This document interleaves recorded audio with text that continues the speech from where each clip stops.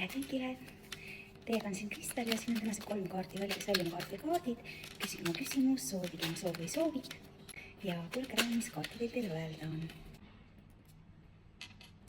Ja tänane esimene kaart meil on tõld.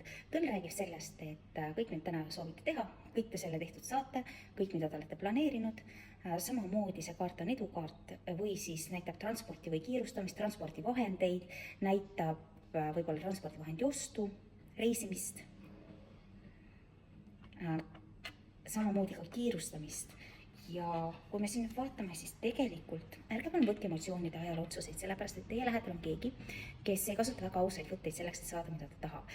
Ta võib kasutada teie mõtteid või vastupidi, kasutada teid ennast teie enda vastu. See inimene, ma ütleks, et ta on manipulaator, aga ta kasutab ebaausaid võtteid selleks saada, mida ta tahab. Ärge lähtuge emotsioonidest, sellepärast tänase päeva energiat, nagu meile ütleb mõõkade rüütel, näitavad emotsioonide ajal valmisolekut sööstu ja kiiret tegutsemist. Teisalt, see võib ka näidata, need 3 kaarti võib ka näidata seda vastupidi. Teil tuleb tegutseda kiiresti, et mitte saada kahjustatud selle inimese poolt, kes teie läheduses on. Sellist on meie tänased kaardid ja homsete kaartidega näeme juba homme.